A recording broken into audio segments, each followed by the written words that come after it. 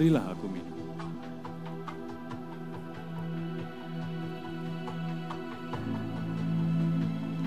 Masakan engkau seorang Yahudi meminta minum kepadaku seorang Samaria?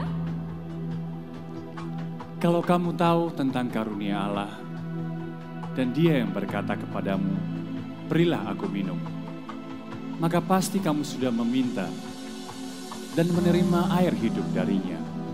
Jadi, maksud Tuhan, jika aku memberikan Tuhan air minum, maka aku telah memperoleh air hidup itu dari Tuhan.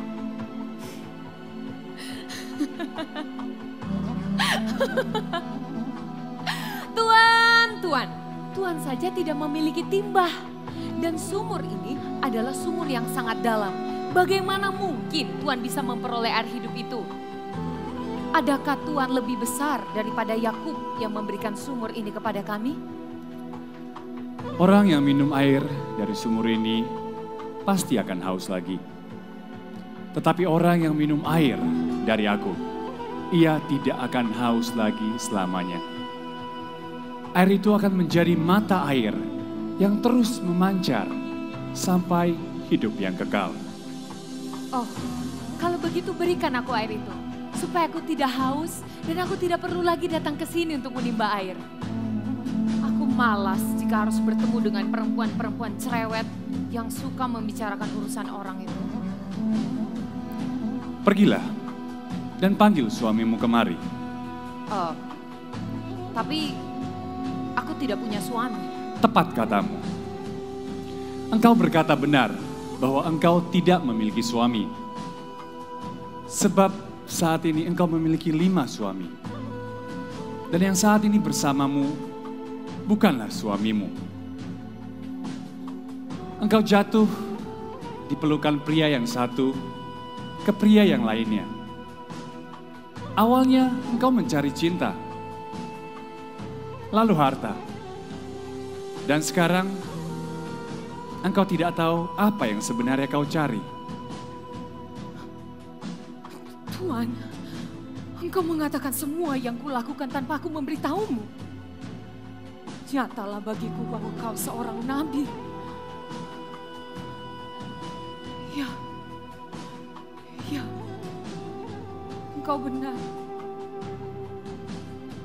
Aku bahkan tidak tahu apa yang sedang aku cari sekarang.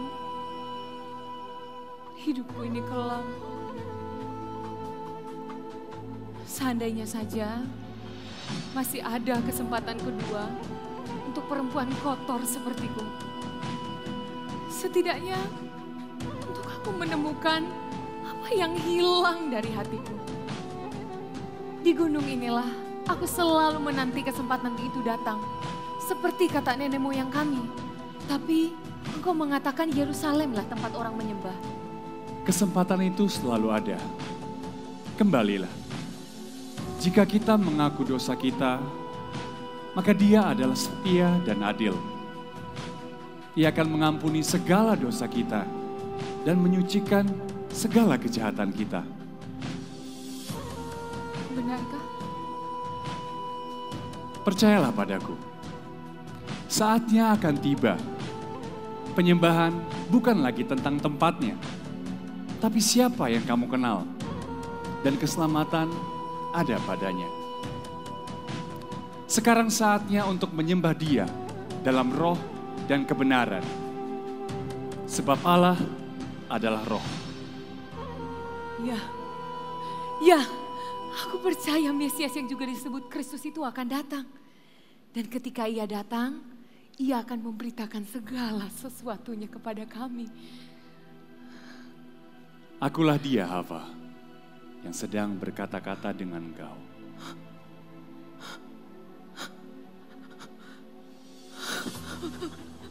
Tuhan, ampuni aku. Aku ini orang berdosa, Tuhan.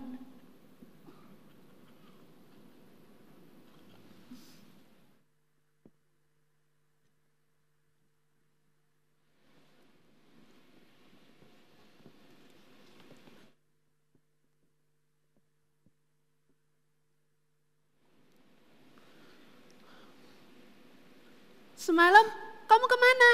Kok nggak datang? Iya, kemana sih? Aku menunggu suamiku semalam. Dia Suami tidak lagi. Oh no, jangan-jangan suamimu mampir ke rumah si wanita jalang itu. Ya, benar itu. Siapa maksud kalian? Si Hafa. Iya, si Hafa Unana. Tapi dari yang aku dengar, si Hafa sudah berubah loh sejak 1 minggu yang lalu. Hah, gak mungkin dia bisa berubah. Jangan dipercaya, itu semua hoax. Hafa itu wanita yang sukanya godain suami-suami orang. Untung aku belum punya suami. Itu tuh. Wanita yang kita omongin datang tuh. Tumben banget, dia berani datang jam segini. Ya juga ya. Memangnya kenapa? Ya iyalah, biasanya dia baru berani datang ke sini saat kita sudah pulang. Wah. Ada yang berani datang jam segini. Gak tau malu banget ya. Hafa! Tuh lakinya. Hafa! Hei, Rama. Hafa! Siapa lagi tuh? Kenapa kau menghindariku? Sikapmu juga berubah. Apa ada pria yang lain? Tidak, Jaron. Sejak hari itu, tidak ada pria lain. Satupun tidak, Jaron. Termasuk kamu. Tapi kenapa? Kenapa, Hafa? Apa salahku? Setelah aku bertemu dengannya, 1 minggu yang lalu, di sumur ini. Aku bukan lagi Hafa yang sama, Jaron. Kalau saja kamu juga bertemu dengannya, kamu pasti paham apa yang aku rasakan, Jaron. Hidupku tidak sama lagi. Siapa dia, Hafa? Kristus. Siapa Kristus? Shalom, perkenalkan nama saya Regina, saya dari GMS Bali. Saya ingin menceritakan sedikit tentang pertobatan saya di tahun 2016. Jadi saya semenjak kelas SMP 1, saya sudah terjebak dalam kehidupan yang penuh dengan dosa, mulai dari rokok, narkoba, dunia malam, dan lain-lain. Selama 18 tahun tuh saya berputar-putar di dosa yang sama. Di tahun 2015 sampai 2016, kecanduan saya tuh semakin menjadi-jadi. Jadi narkoba yang saya konsumsi mulai dari saya mencoba ekstasi, sampai ke ganja, lalu naik level sampai ke sabu-sabu. Di tahun-tahun tersebut, saya semakin intens memakai narkoba. Dosis yang saya pakai juga semakin banyak. Padahal sebetulnya Tuhan sudah menegur saya lewat beberapa kejadian. Teman-teman yang biasanya menggunakan narkoba bersama-sama dengan saya, satu persatu mereka masuk ke dalam penjara. Bahkan ada yang sampai meninggal karena overdosis. Tapi juga hal itu tidak membuat saya untuk bertobat.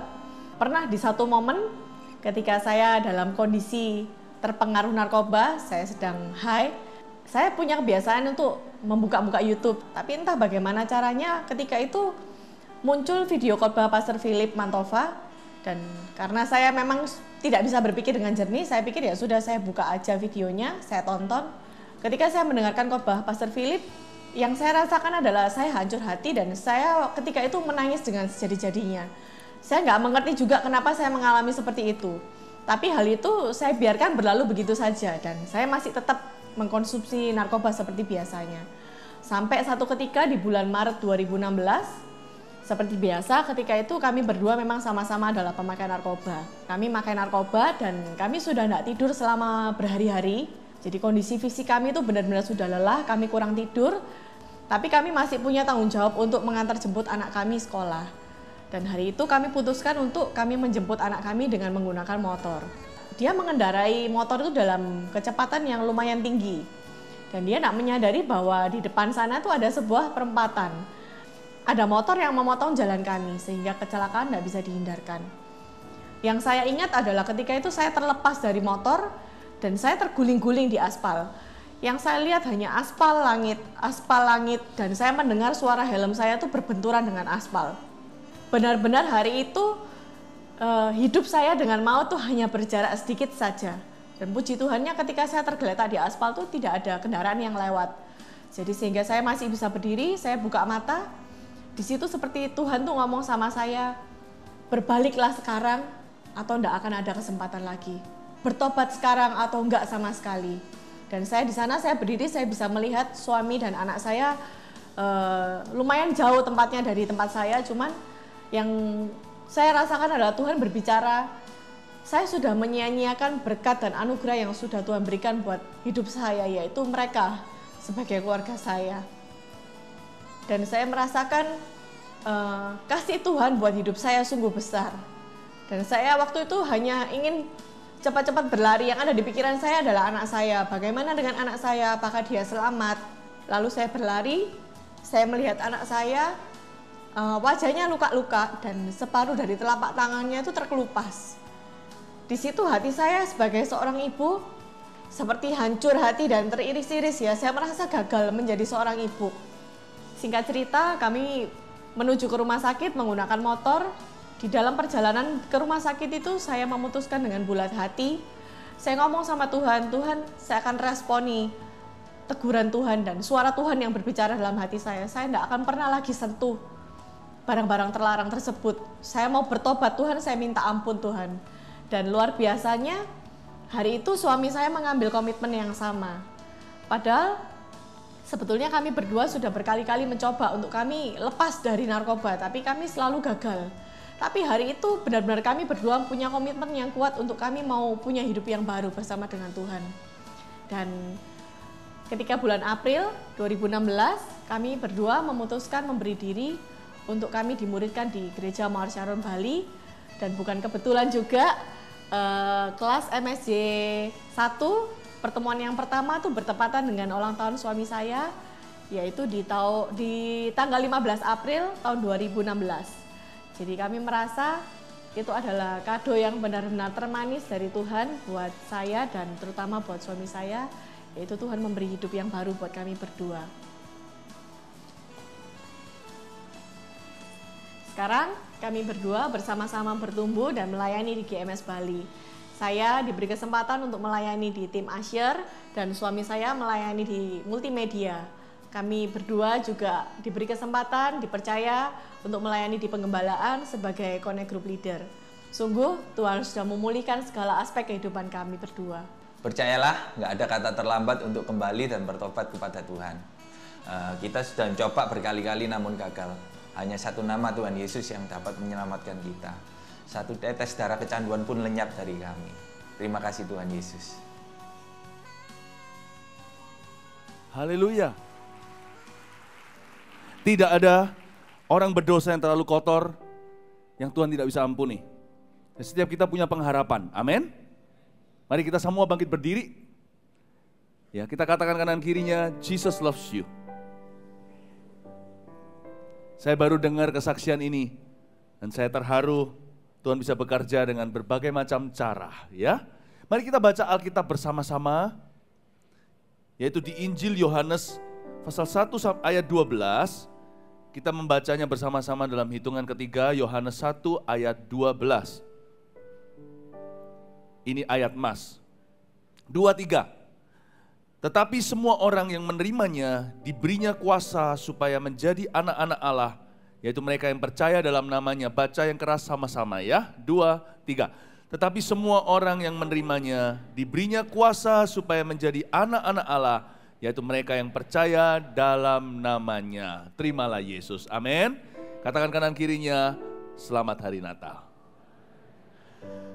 Silakan duduk.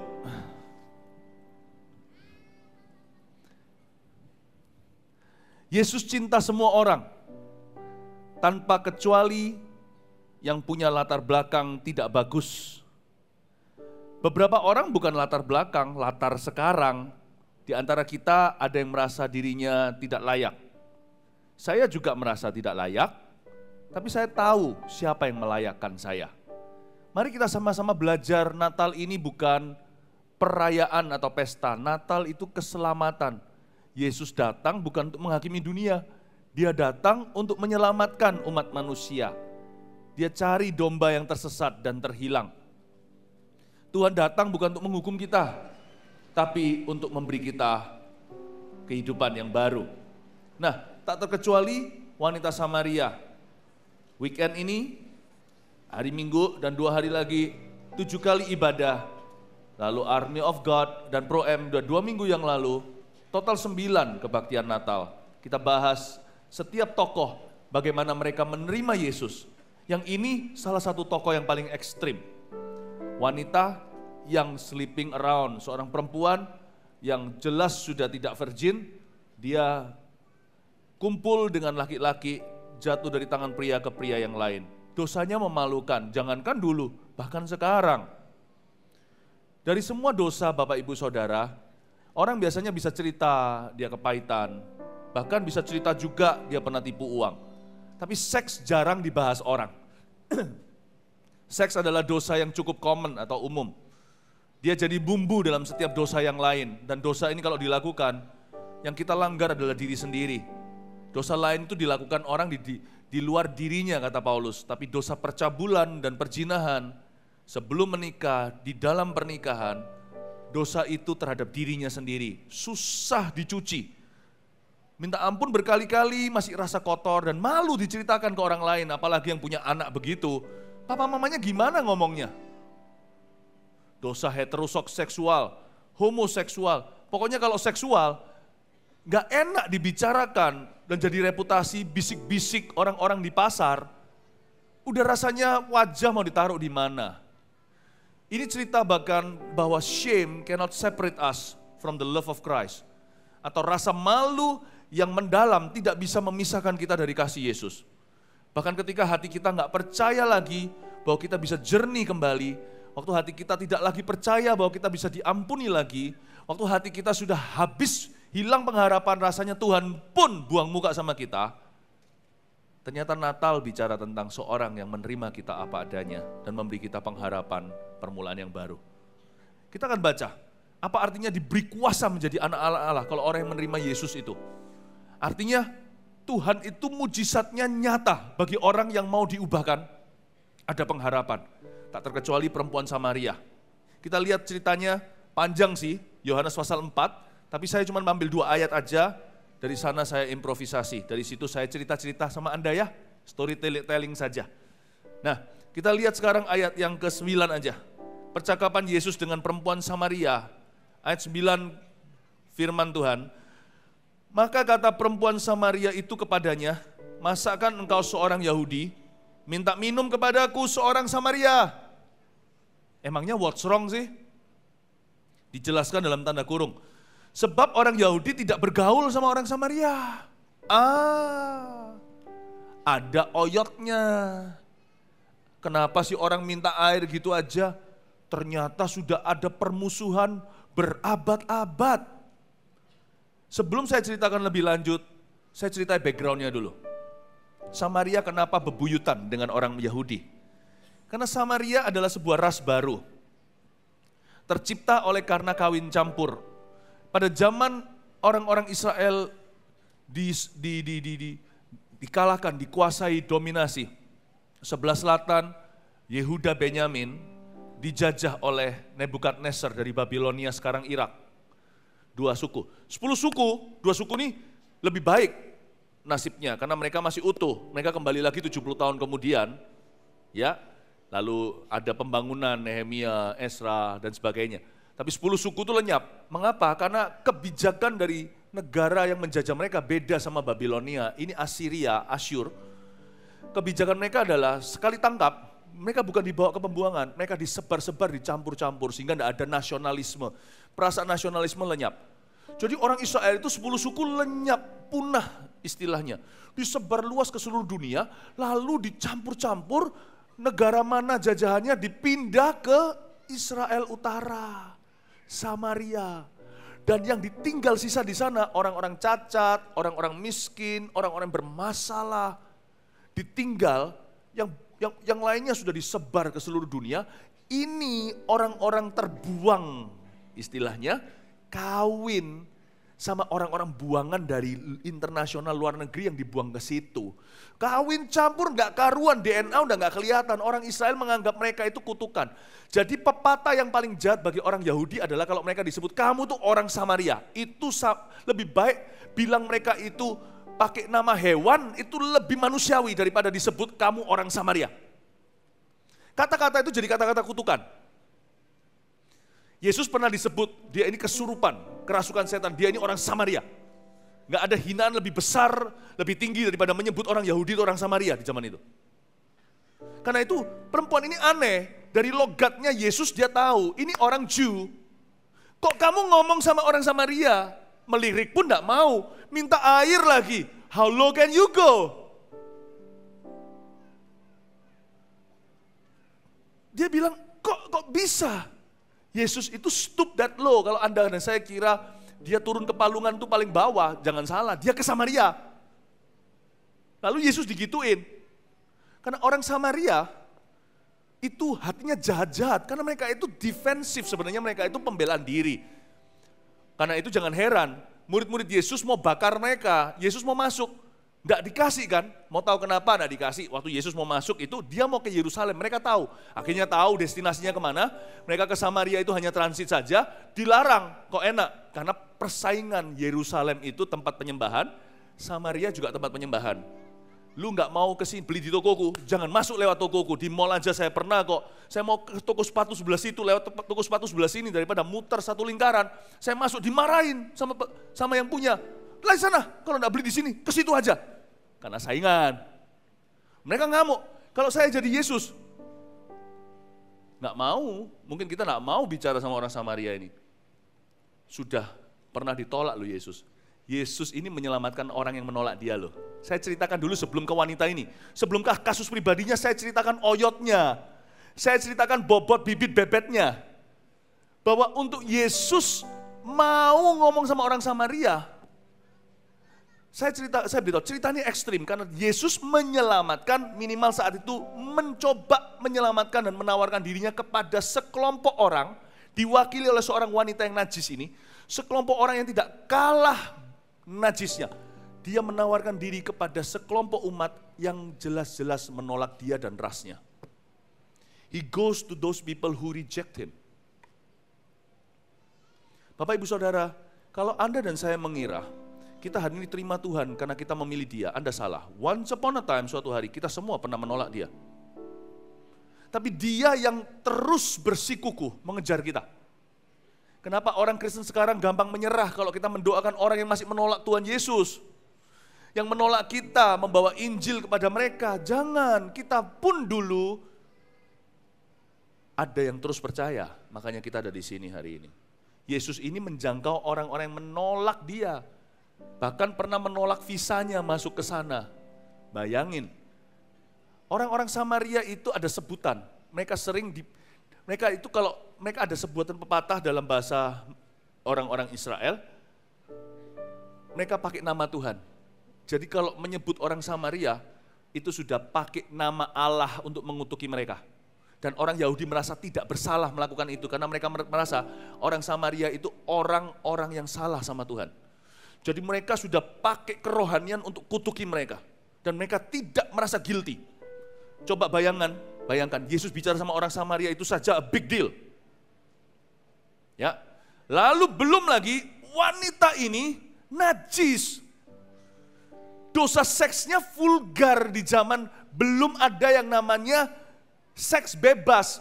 Belum zamannya Amerika yang namanya baby boomers. Belum zamannya yang orang itu keluar slogan. Padahal di negara barat zaman itu masih konservatif. Don't make war but make love. Ini zaman-zaman purbakala loh. Ini 2000 tahun lalu loh. Dia sudah dugem. Ini wanita yang sangat-sangat nakal. Saya jelaskan, ini orang yang najis dan dinajiskan dan menajiskan dirinya. Sebagian besar orang, hampir semua orang yang hidup dalam dosa tahu kok mereka berdosa. Tapi mereka tidak berubah tahu kenapa. Karena mereka kalau cuma diberitahu apa yang mereka perbuat, mereka tidak tertarik, mereka sudah tahu kok.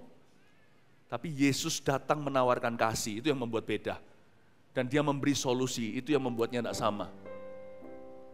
Orang Samaria sudah jahanam. Perempuan ini lebih jahanam. Ada satu lagi fakta yang sangat menarik. Perempuan ini tidak cari Tuhan.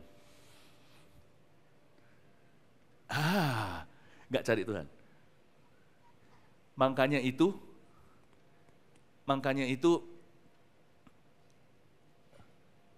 hal kerajaan sorga diumpamakan pukat.